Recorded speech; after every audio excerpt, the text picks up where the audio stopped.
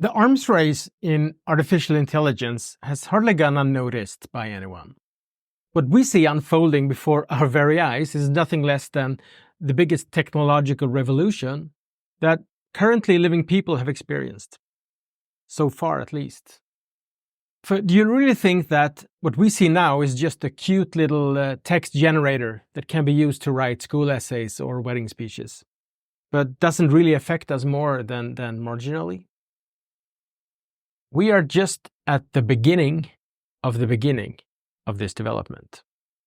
A battleground right now is humanoid robots. That's robots that have the same dimensions and forms as a human. A company that has received a lot of attention recently is Figure, which is building a humanoid robot trained with the help of AI. So it's no longer about programming all the robot's movements. Now it can learn by studying a system and then repeat what it sees with better and better results. On January 5, 2024, it had learned how to brew coffee by studying humans for 10 hours. 5 weeks later, it had learned to pick up and move boxes in a warehouse at a speed corresponding to a sixth of a human's. A month later, the company showed a demo video where it's been equipped with a GPT model from OpenAI. In the video, the robot shows that it can converse with a person and act on implied and vague information. "I'm hungry, give me something to eat," leads to the robot picking up an apple and giving it to the person. One of the main areas for robots of this type is in areas where we today have a high degree of manual labor and where there often is a noticeable labor shortage. A warehouse or a terminal is, of course, of great interest here.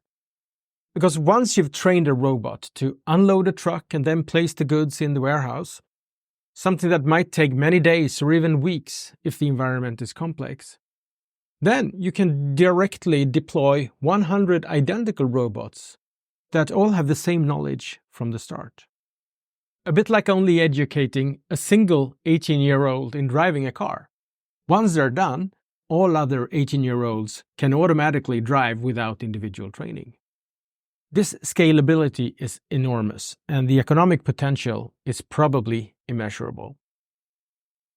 It's okay if you feel a little bit scared right now, because then you have a driving force to engage that might get you to act.